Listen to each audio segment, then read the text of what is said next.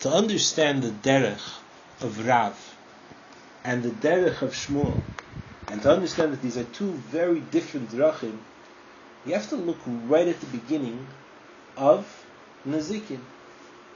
Right at the very beginning of Bava Kama, Bava Metzia, Bava Basra, there's an opinion that they're actually all one Masechta, and they're called Maseches Nezikin. But they are dealing with damages. And the beginning of Bava Kama divides damages into 4 categories. Damages in one category have one law. Damages in another category have another law. For example, if an ox attacks, and it's the first time he attacked, the owner might not have to pay the full amount. He will probably have to pay half the amount. If somebody dug a pit in Rishus Harabim and someone fell into the pit, it seems like he would be chayev for the damage caused to the person. He would certainly be chayev min Torah for the damage caused to the animal, and he would not be chayev for any kelim of the person that broke, or any clothing that got ripped in the process. So there's 4 categories of nazikin. They're all a little bit different. Arba aves nazikin. There are 4 types of nazikin, and the Mishnah goes on and lists them. Hasher, an ox. An ox is one category of nazikin. Any animal that damages would be similar to the ox. V'haber, and a pit. V'hamabe, hamabe is a machlokes between Rav and Shmuel. What does hamabe mean? Machlokes. V'hever, and fire. Somebody's burning a fire in their field and it spreads and it goes and burns somebody else's field. These are the 4 types of nazikin. We understand clearly what 3 of them are. An ox, a pit, fire, and this thing mabe that is a machlokes between Rav and Shmuel. Is that the first machlokes between Rav and Shmuel? Well, you'd think so. It's on the first Mishnah. No, even before that, Bava Kama brings up another machlokes between Rav and Shmuel. And I would say that the 2 of them, being on the same page, are connected. Mm-hmm.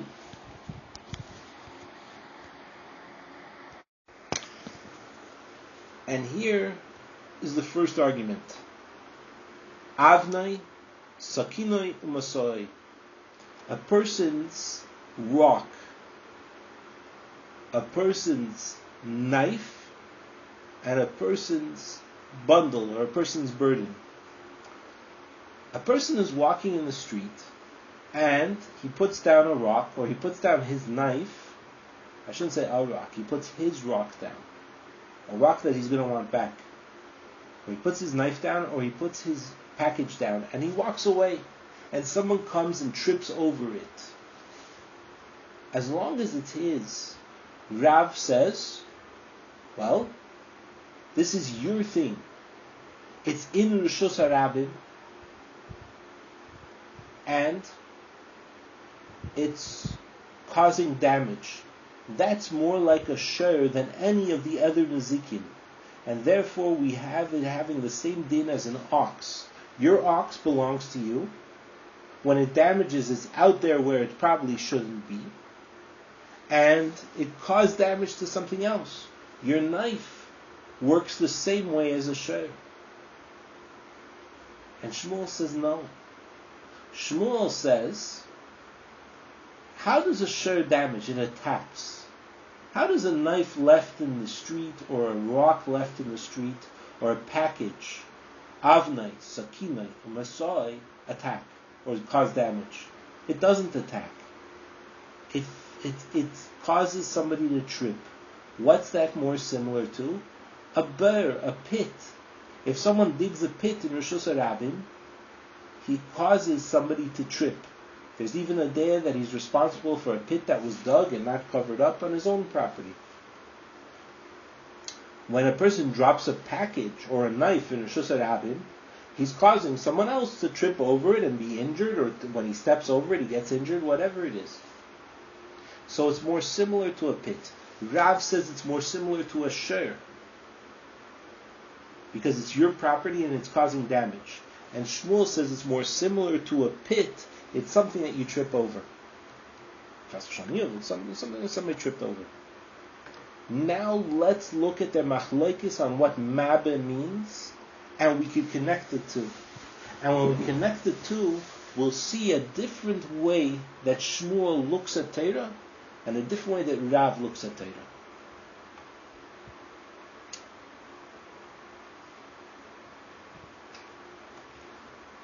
Hamabeh v'ahever. My mabeh. What is a mabeh? Rav Amar.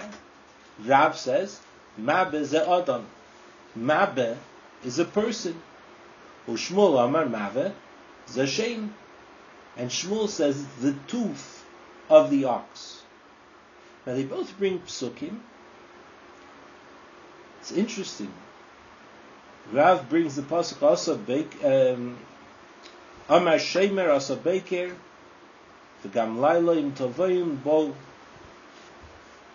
The Shemer said, the morning has come at night, and if you want to say something, if you want to ask something, ask it. It's talking about a person asking something. And Shmuel says mabeh is shein, and he brings the pasuk Eich nachbesu Esav Novu Matzpeinov. How was Esav searched? How did they find out really what Esav is and everything about Esav? All of his hidden things, all of his bad things that he didn't want revealed have been revealed. Pasuk in Ovadia talking about who Esav is and what will happen to Esav. And the question is, why doesn't Rav hold like Shmuel, and why doesn't Shmuel hold like Rav? So Rav looks at the pasuk that Shmuel brings, and he says, Mikatane nive. Shmuel says, mabeh is the mouth, because the pasuk says navu. The hidden deeds of Esav were revealed. What hezek involves uncovering something? The lips open, the teeth come out, and the shiur eats. Rav says 1 second. If it would be talking about one thing, then yes. If it would be, say, very technically, Rav looks at this pasuk and he says, if we would talk about it is revealed, then I would say yes, it's talking about something, it's hinting to something that's revealed. When a word similar to maveh is mentioned in a pasuk.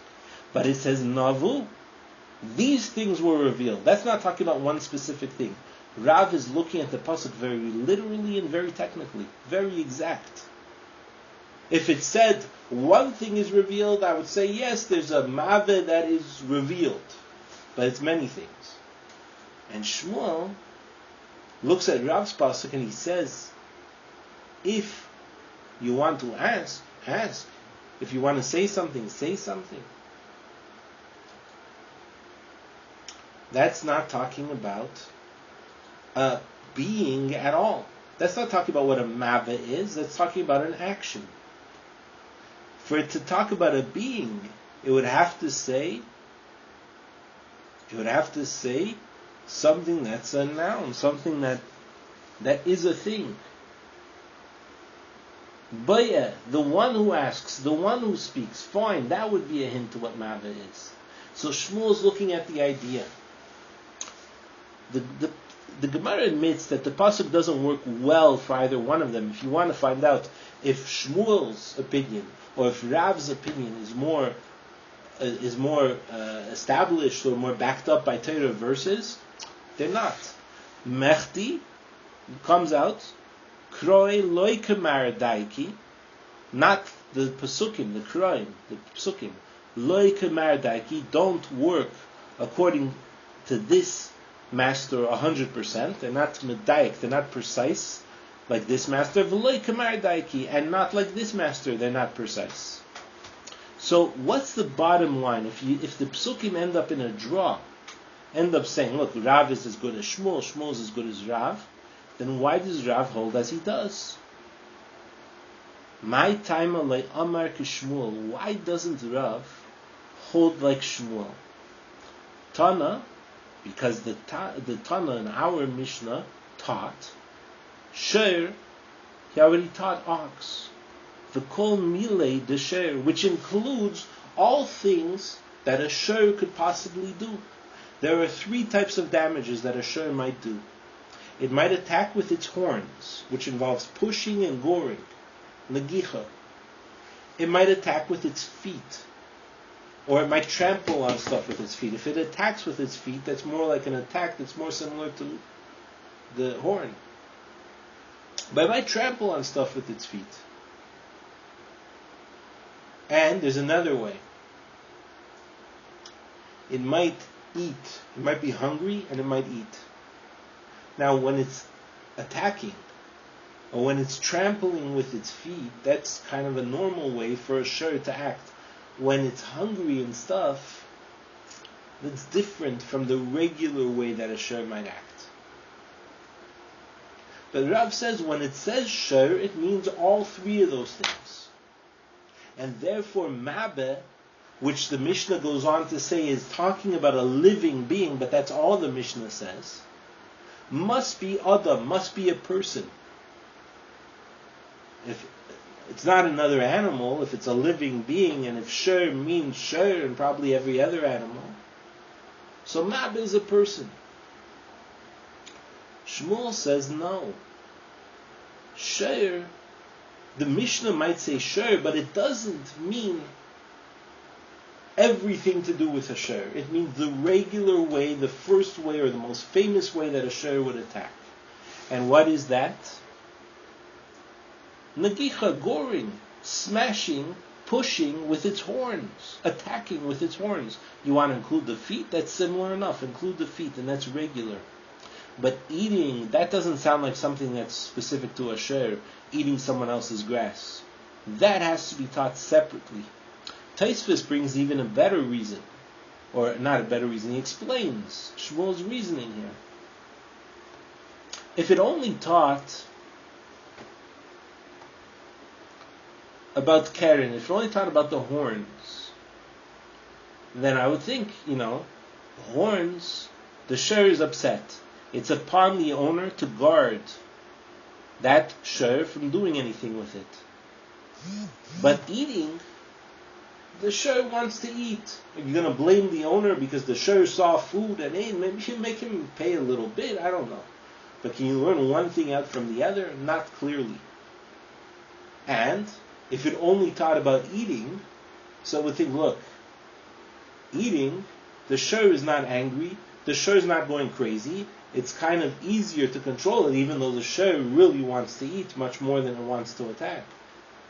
So I think that's the one that's easier, and that's the one that the owner should be held chayev, and I wouldn't automatically learn out Keren from that. I wouldn't automatically learn out that the owner is responsible when the Shiur gets angry and attacks, from the fact that the owner has to watch the food. So you don't learn one from the other clearly.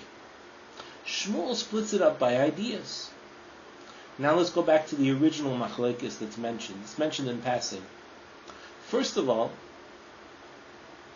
if Rav says that Shiur includes everything that a Shiur might do, then it's understood where he could include anything else that you own that could cause damage in Reshus HaRabim and compare it to Shiur. If Shiur has a very big definition, and it's understood why Shmuel might say, no, Shiur is very specific. Shiur means attacking, and these things, when you put down a knife in a Reshus HaRabim, if somebody were to trip over it, that would be similar to bur. It's not attacking anyone. It's being mazik by putting down something that causes damage. It's causing somebody to trip or fall or something like that. More similar to bur. But now let's look at it deeper, and we'll see 2 very different ways of understanding everything, which relates to the way they understood those 2 psukim. Why Shmuel favors one pasuk and Rav favors another one. Rav sees the word Shiur in the Mishnah, and he says when the Mishnah says Shiur, it means an ox, and it means everything having to do with the ox, and the simple meaning is true on all levels, and no matter how much you argue and no matter how much you think into it, the simplest first explanation in Torah stands up and is better than any other explanation. So when you have Shiur taught in the Mishnah, you don't need to teach anything else about Shiur. It includes everything. When it makes Shiur one of the main nezikim. And Shmuel says, no. Everything in Torah is based on the idea that's behind it. When the Mishnah talks about Shiur, it's talking about the idea behind the Shiur. What is the Shiur usually? How does it damage? By attacking. Or by trampling, which isn't really attacking, but it's carelessness. A wild animal. Eating. Sure, eating somebody else's stuff, that's a different type of characteristic. And are we mechayev the owner on that just because we're mechayev the owner on one other thing? Can't learn one from the other. Yes, you could make the same argument that no, it's easier for the owner to stop his shiur from eating when it's not angry, from eating somebody else's property, than it is to stop him from attacking. Fine. So teach both of them. So he says Mabeh, even though Shiur was taught, Mabeh is a different idea within the Shiur itself. This machlekes carries on to the way Rav and Shmuel see the Megillah. It says, one of their major machlekes, and their famous machlekes, is Rav and Shmuel. One of them says that Achashverosh was a smart king. And one says that he was a fool. It seems like Rav, when it says Rav and Shmuel, one says this, one says that, it seems like Rav says he's a smart king. And Shmuel says he's foolish. You look in Megillah and you see Achashverosh, he's evil. He's not good, and Pashtus, his kingship is not going to be good for the world. But he's a king in the fullest sense. You get that from the Megillah. He's ruling, he has ministers, he has smart people under him. I mean, if he was not smart, would they let him be the king and have the decision-making power? So the pshat of the basic understanding seems to be more like Rav. And then Shmuel says, look into the story. Is he making good decisions? Is he making decisions on his own? Is he listening to people he should never listen to? Melech tipish, from the inyan, from understanding the inyan more. We're going to see how they connect and how both are very right. But then they have another machlekes. Where did he rule? Mehoidu yad kush. What does that sound like? A large area from Hoidu all the way to Kush. And that's what Rav says it means. Hoidu's one end, Kush another. And again, it words of Rav and Shmuel, Chad Amar, and Chad Amar. One says this, one says that. It doesn't say it clearly, but B'Pashtus it's Rav. And Shmuel says no, Hoidu and Kush are right next to each other. And what the pasuk is telling you is that Achashverosh is feared wherever he is wherever you are in that kingdom. That wherever you are in the kingdom, the fear of Achashverosh is as if he's mamish standing there. That just like he's the ruler of Hoidu and Kush, which are right next to each other, so too throughout that great big kingdom, he's feared as if he was standing right there. Not the simplest meaning that would come to your mind, but something that comes clear from the idea.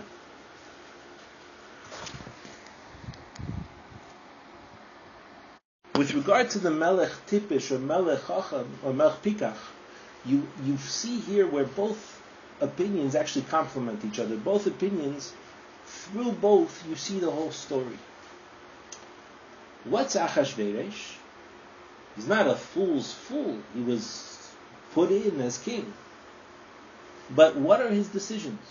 What's good now? what's going to protect his kingship now? And on that thing, Rav might say, you know what? Deal with now, because if you do what's going to be right in 10 years, or what's the best in 10 years, but what's against all the people now, everything you're trying to affect might be stopped. They might choose another king or whatever, and if there's a problem that comes up, you'll deal with it then. Just keep doing what's good now. And Shmuel's going to say, no, look ahead to 10 years, and convince the people of what you're doing, explain to them what you're doing, but make sure to always look at what's going to be good in the long run. And if you're not, it's a mouth typish, and which side is better, I guess it depends what kind of people you're dealing with. Are you dealing with people who could look at what's better in the long run instead of what looks to be the best thing right now? This plays out not just in Torah, not just in life, it plays out in the area of Torah that's called halacha, the Cheder of Torah. Halacha k'Rav, the Gemara tells us, b'Yisurim, halacha k'Shmuel b'Dinim. When it comes to stuff like, is something pure or is something not pure? Is something kosher or is something pasul or treif? There's only one way to look at it. What it is what it is. And Rav's derech is the best way to deal with it. It's clear. It's either kosher or it's pasul. It's either toher or it's chas v'shalom tameh. So Rav's derech is clear, and the halacha is like Rav on these things. In dinim, you have to deal with how people think, how contracts are made, ideas. And therefore, halacha k'Shmuel, when it comes to money matters, when it comes to stuff that's dealing with the world, the way of Shmuel is to really understand everything.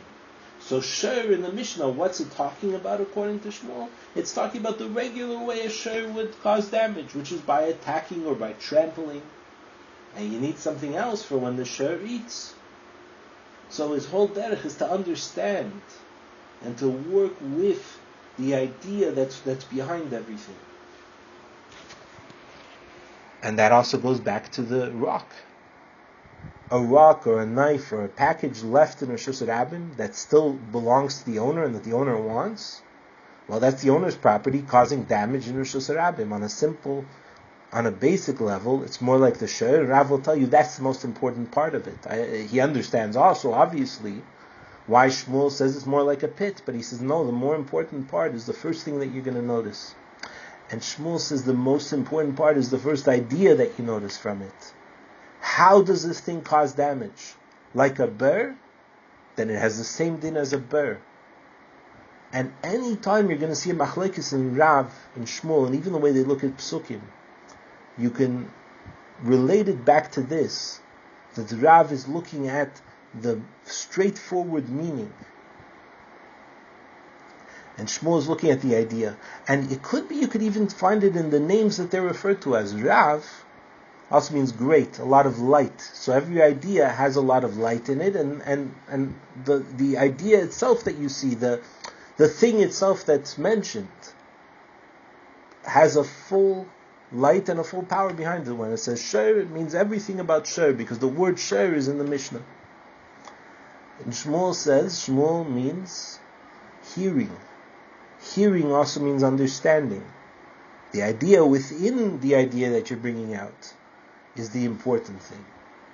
And that's the difference between Rav and Shmuel Yesh Leimer, one could say.